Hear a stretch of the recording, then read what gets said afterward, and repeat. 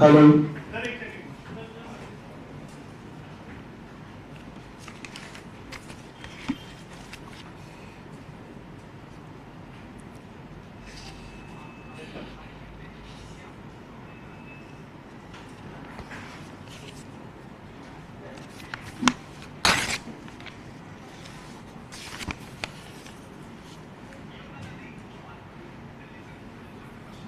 शुरू करते हैं।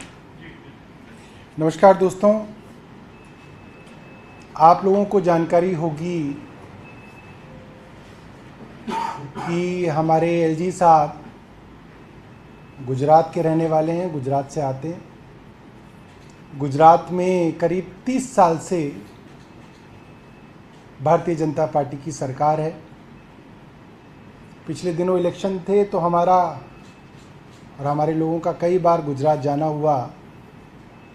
आप लोग गूगल पे देख सकते हैं। एक दिन गुजरात में 30 mm बारिश हुई। 30 mm। दिल्ली में 8 तारीख को 153 mm बारिश हुई थी।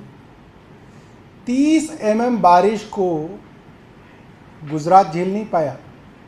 अहमदाबाद, सूरत और राजकोट पूरा पानी में डूब गया। खूब वीडियोस, फोटोज़ जो है आपको जो है इंटरनेट पे मिल जाएंगे।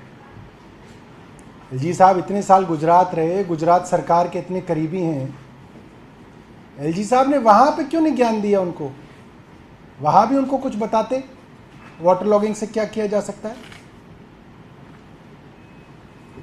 हमने देखा कि पिछले कुछ दिनों से एलजी साहब बात बात पे दिल्ली वालों को कोसते हैं। कभी कहते हैं दिल्ली वाले मुफ्तखोर हैं, कभी कहते हैं कि दिल्ली वालों को दिल्ली अपना शहर ही नहीं लगती, दिल्ली वाले दिल्ली को अपना शहर नहीं मानते, यानी दिल्ली वाले जो है इस शहर में रहने के काबिल नहीं है। एलजी साहब जो गुजरात से आए हैं वो काबिल हैं यहाँ पे। ये बात बात में दिल्ली वालों को गाली देना ये ठीक नहीं है। दिल्ली वाले एलजी साहब की गालियाँ बर्दाश्त करने के लिए नहीं है यहाँ पे। एलजी साहब इस चीज़ को बंद करें और तुरंत बंद करें, ये चीज़ ठीक नहीं है। तीसरी बात की गई, उन्होंने कहा मैंने शाहदरा की ड्रेन साफ़ करा दी। सारी मीडिया को कई बार जो है शाहदरा की ड्रेन में लेके गए। उन्होंने बोला मैंने यमुना साफ़ करा दी, मैंने पूरी यमुना की जो है क्लीनिंग करा दी। कई बार मीडिया के लोगों को लेके गए। और आज कह रहे हैं कि यमुना जो है उसके जो नाले हैं, नजफगढ़ का नाला है, शाहदरा ड्रेन है, ये ड्रेन डिसिल्ट नहीं हुई। मतलब ये कैसे हो सकता है कि 6 महीने से जो आप कह रहे हैं कि आपने करा दिया, आज आप कह रहे हैं कि डिसिल्ट नहीं हुआ, इस वजह से दिल्ली के अंदर पानी भर गया। कहने का मतलब ये है कि आज एलजी साहब की अगर पोल खुल गई तो अब ये सारी की सारी बात दिल्ली की चुनी हुई सरकार पे डाल रहे हैं। एलजी साहब को जिम्मेदारी से बताना चाहिए भाई, 6 महीने से आप झूठा क्रेडिट ले रहे थे। आप ही घूम घूम कर कह रहे थे कि मैंने सब कुछ साफ करा दिया, तो अब आप ये बात क्यों कर रहे हैं? एलजी साहब ये बात बताएं। और पिछले कुछ महीनों से ये बात बिल्कुल साफ है कि एलजी साहब के चहेते अफसर, जो चहेते एलजी साहब के आईएएस अधिकारी हैं, उन्होंने कोई कसर नहीं छोड़ी दिल्ली सरकार के कामों को रोकने में। खासतौर पे फाइनेंस डिपार्टमेंट ने दिल्ली जल बोर्ड का महीनों तक, पिछले फाइनेंशियल ईयर में महीनों तक दिल्ली जल बोर्ड का फंड रोक के रखा।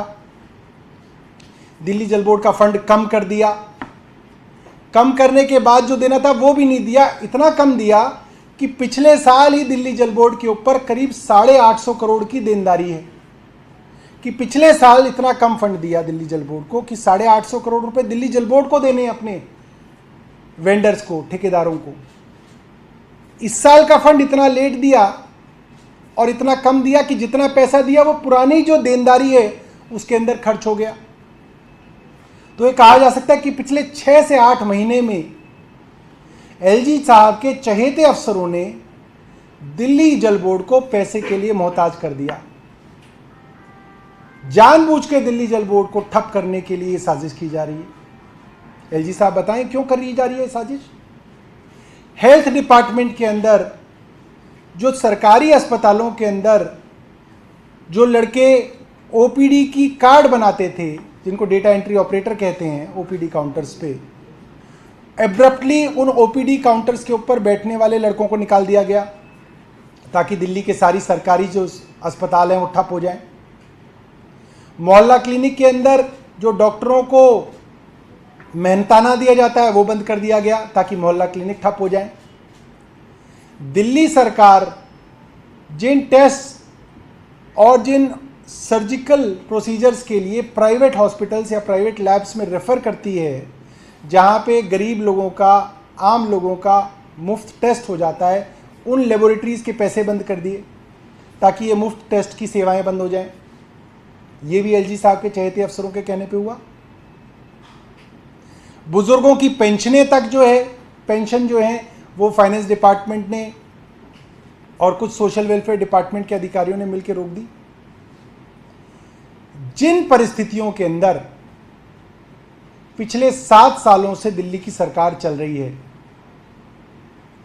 और इन सब समस्याओं के बावजूद दिल्ली सरकार जो काम करके दिखा पा रही है, मुझे लगता है कि दिल्ली सरकार के कामकाज के ऊपर रिसर्च होनी चाहिए कि इन सब चीज़ों के बावजूद भी, इन सब षड्यंत्रों के बावजूद भी दिल्ली सरकार दिल्ली के लोगों के लिए काम कर रही है। और आज इस दुख की घड़ी में जब सब सरकारें एक दूसरे की मदद करना चाह रही हैं, उत्तराखंड में त्रासदी है, हिमाचल के अंदर लोग मर गए, जम्मू कश्मीर के अंदर समस्या है, लद्दाख के अंदर समस्या है, हिमाचल के अंदर मंत्री अपने घर तक नाव पे जा रहे हैं अनिल विज। ऐसे समय में एलजी साहब एक बहुत ही छोटी राजनीति करने के लिए आज दिल्ली की सड़कों पे उतरे, ये बहुत दुख की बात है और दिल्ली वाले इस बात से बहुत दुखी हैं। ये वक्त है मदद करने का, घटिया राजनीति करने का वक्त नहीं है। तो मैं एलजी साहब को ये कहना चाहूँगा कि दिल्ली वाले वैसे ही बहुत परेशान हैं, आप उनको परेशान मत करिए, अपना काम करिए और दिल्ली की चुनी हुई सरकार को अपना काम करने दीजिए। कोई आपका प्रश्न हो?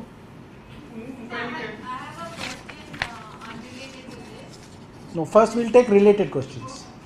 उनका ये कहना था कि डिफेक्टिव अगर समय पे हुई पूरी होती प्रकृति बता सकते नहीं ऐसी क्या आपदा आ रही है, तो इसका किस तरीके से निवारण हो सकता था, पानी जमा नहीं होता। अरे हम तो यही कह रहे हैं, नाले नाले घूम रहे थे एलजी साहब पिछले 6 महीने से, और आप लोगों को लेके जाते थे और फिर प्रेस रिलीज देते थे कि मैंने ये नाला साफ करा दिया, मैंने ये नाला साफ करा दिया। ये सवाल तो एलजी साहब से ही है। मतलब ये कैसे हो सकता है कि एलजी साहब की पोल खुल गई और एलजी साहब ही जो है अब दूसरे के ऊपर दोष डाल रहे हैं? आप बता दीजिए, एलजी साहब नहीं लेके गए आपको नजफगढ़ नाले? नजफगढ़ नाले पे वो लेके गए, यमुना में वो लेके गए, शादरे नाले पे वो लेके गए। उन्होंने बोला मैंने सारे नाले जो है ट्रैप करा दिए, सब जगह मैंने डिसिल्टिंग करा दी। आप ही लोगों को तो ले जा रहे थे वो। एलजी साहब बताएं कि डिसिल्टिंग जो उन्होंने कराई थी वो कहाँ गई? ये तो एलजी साहब की पोल खुल गई आज। दिल्ली में क्या तैयारी है? काफी हालांकि अभी बारिश नहीं हो रही है, लेकिन तैयारियों के बारे में थोड़ा सा जानकारी दीजिए। देखिए, जो अभी हमारे पास ट्रेंड है वो ये है कि करीब 369 क्यूसेक गति से पानी छोड़ा जा रहा है। क्यूसेक का मतलब ये है 369 क्यूबिक फुट पर सेकंड पानी छोड़ा जा रहा है, जो कि काफ़ी ज़्यादा है। ये ट्रेंड कल रात से बढ़ रहा है। सुबह 9 बजे करीब 220 क्यूसेक के करीब पानी छोड़ा जा रहा था हरियाणा से, अब 369 है। और बताया जा रहा है, हरियाणा से जो हमें बताया गया, ये बताया गया है कि हिमाचल में सोलन और शिमला से काफ़ी पानी छोड़ा गया है, क्योंकि वहाँ पे बहुत पानी हो रहा है, बहुत बरसात हो रही है। और वो पानी भी अब हरियाणा के हथनीकुंड के रास्ते दिल्ली आएगा और हो सकता है ये 5 लाख क्यूसेक तक पानी दिल्ली में पहुंचे। अभी जो मैंने आपको बताया 3,69,000 क्यूसेक की गति से पानी जो है दिल्ली में छोड़ा जा रहा है। अभी जो वाटर लेवल्स हैं, जो ओल्ड रिवर ब्रिज पे जो लोहे का पुल है उस पर नापे जाते हैं, वो करीब 206.33 206.33 मीटर से ऊपर बह रहा है। 44 हो गया, 206.44 हो गया है, जो कि वार्निंग साइन और डेंजर मार्क से ऊपर है। और ये वो मार्क है जिस पे हम इवैक्यूएशन कराते हैं। और सभी ज़िलों में जो 6 प्रभावित रेवेन्यू डिस्ट्रिक्ट्स हैं हमारे, north Shahdara district, north east district, east district, central district और साउथ ईस्ट डिस्ट्रिक्ट, इसके अंदर इवैक्यूएशन की कार्रवाई चल रही है। टेंट्स सेटअप किए गए हैं, जिसके अंदर वैसे तो हमारी गवर्नमेंट बिल्डिंग्स भी हैं बहुत सारी जहाँ पे इन लोगों को लाया जा सकता है, बट जनरली देखा ये गया है कि ये बहुत ज़्यादा दूर जाना नहीं चाहते हैं, 1-1.5 किलोमीटर भी दूर नहीं जाना चाहते हैं। ये चाहते हैं कि ये जो नदी के किनारे ही इनके टेंट्स लगाए जाएं, क्योंकि इनके खेती वेती भी वहाँ पे होती है। तो ये टेंट सेटअप करने का काम चल रहा है। सबसे ज़्यादा जो टेंट सेटअप हो रहे हैं वो ईस्ट डिस्ट्रिक्ट के अंदर हो रहे हैं। गीता कॉलोनी और LM बंड इसके आसपास का इलाका है, यहाँ पे करीब 1713 टेंट्स सेटअप हो रहे हैं। हथनी कुंड बैराज के आसपास का जो नॉर्थ ईस्ट डिस्ट्रिक्ट का है, मदनपुर खादर, सोनिया विहार, गढ़ी मांडू, उस्मानपुर, यहाँ पे करीब 280 टेंट्स सेटअप हो रहे हैं। नॉर्थ ईस्ट डिस्ट्रिक्ट के अंदर मैंने आपको बता दिया 280। शादरा डिस्ट्रिक्ट के अंदर कम एरिया है, जनरली गांधीनगर के आसपास का एरिया है, इसमें 170 टेंट्स सेटअप हो रहे हैं। नॉर्थ डिस्ट्रिक्ट में पल्ला, कुलकपुर, झंगोला, सुंगेरपुर, मोहम्मदपुर, रमज़ानपुर, हिरंकी के आसपास करीब 80 लोग जो है विस्थापित किए हैं। बहुत कम लोग हैं वहाँ पे करीब टेंट से कुछ हॉल्स बनाए गए हैं। सेंट्रल डिस्ट्रिक्ट के अंदर बेला विलेज, यमुना बाज़ार, बुराड़ी, जगतपुर के आसपास 150 टेंट सेटअप हो रहे हैं। साउथ ईस्ट डिस्ट्रिक्ट के अंदर धोबी घाट, खिजराबाद और विश्वकर्मा कॉलोनी में 384 टेंट्स सेटअप करने की प्रक्रिया चल रही है। टेंट्स के अंदर खाना आदि भी सरकार द्वारा दिया जाएगा। बारिश अगर होती है, बारिश अगर होती है, I have told North District 80, North Districts 2 halls 4 rooms, Shadra District 170 tents, North East District 280 tents, East District 1713 tents 1713, Central District 150 tents, South East District 384 tents. ये तो उन लोगों के लिए हो गया जो नदी के किनारे हैं या आसपास हैं। दिल्ली शहर के भीतर बारिश अगर होती है और बहुत तेज फिर से होती है, तो अब जलभराव ना हो इसके लिए आप क्या कदम उठाएंगे? क्योंकि राजनीति तो हो रही है इसको लेकर, बीजेपी कांग्रेस आप पे अटैक कर रही है, बट दिल्ली में पानी ना भरे इसके लिए अब आपकी क्या कोशिश है? आप लोग ग्राउंड पे देखेंगे कि मुख्यमंत्री जी की तरफ से सभी मिनिस्टर्स, MLAs, काउंसलर्स और मेयर को आदेश है कि वो ऑन ग्राउंड लोगों की मदद के लिए मौजूद रहें। पिछली बार देखा गया कि PWD के ड्रेन्स के जहाँ जहाँ बेल माउथ्स होते हैं वहाँ पे अक्सर जो है पानी के बहाव के साथ बोरी, मलबा, प्लास्टिक, पॉलीथीन आके बेल माउथ्स को जो है वो क्लॉग कर देता है, जिसकी वजह से पानी निकल नहीं पाता। तो इस बार बारिश के दौरान हमने ऑन ग्राउंड टीम्स सेटअप की हैं जो इन बेल माउथ्स को, जब बरसात हो रही है उस दौरान भी इन बेल माउथ्स को रेगुलरली हम लोग अनक्लॉग करें।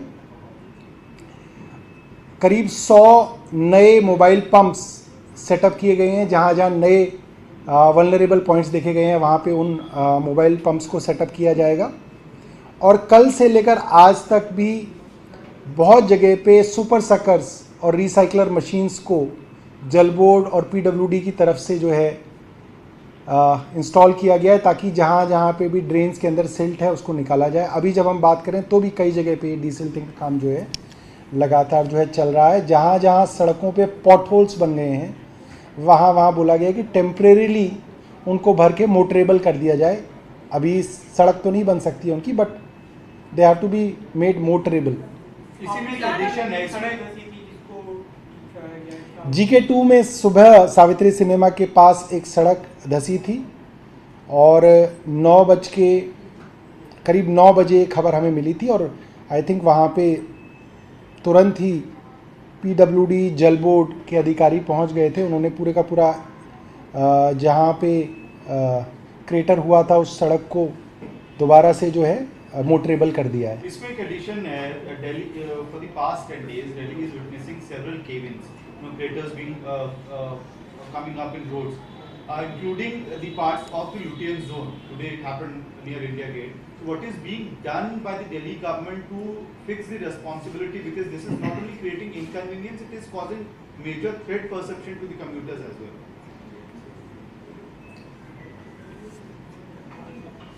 अक्सर कई सर्विसेज अंडरग्राउंड जो हैं होती हैं जिसके अंदर ज़्यादातर दिल्ली जल बोर्ड, पीडब्ल्यूडी और एमसीडी की ड्रेन्स होती हैं।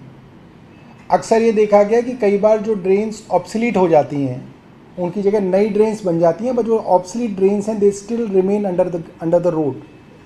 और जब बहुत बारिश होती है तो अक्सर क्या है, जो मिट्टी है वो स्लरी बन के इन ऑब्सलीट ड्रेन्स या ऑब्सलीट पाइपलाइंस के अंदर से जो है बह जाती है।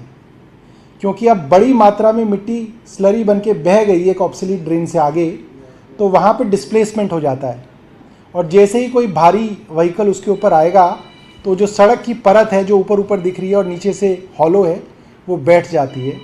तो we have asked all these departments, specially Jal board, PWD and MCD, to do a kind of a safety audit about all such obsolete services which have been abandoned in the past but still exist.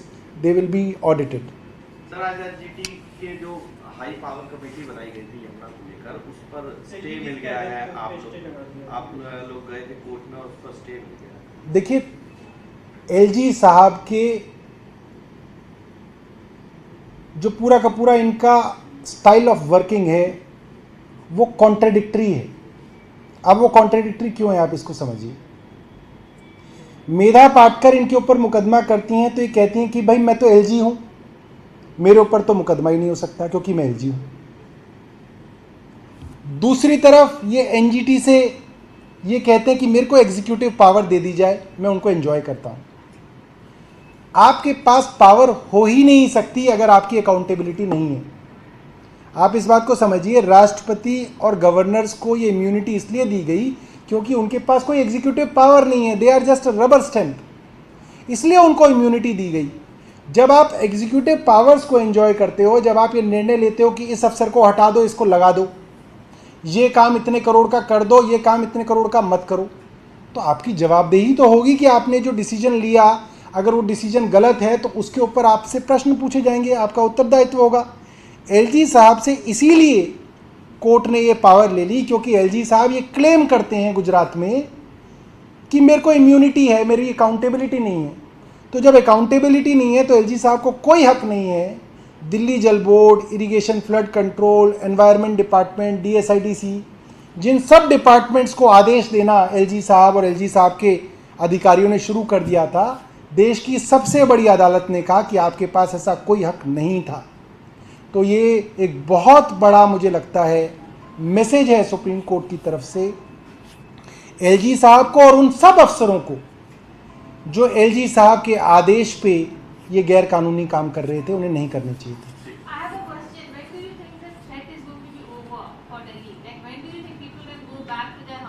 You can go back to your house.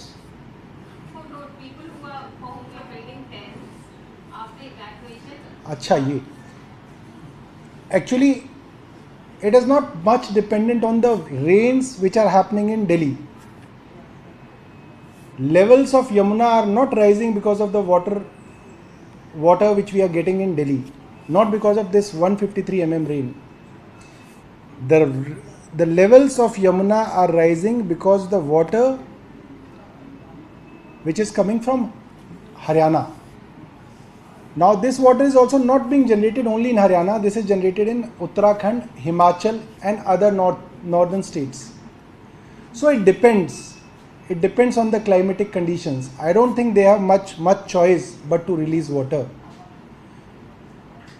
But depending on the forecast, what Central Water Commission has advised is that the trends are rising, so they are supposed to rise.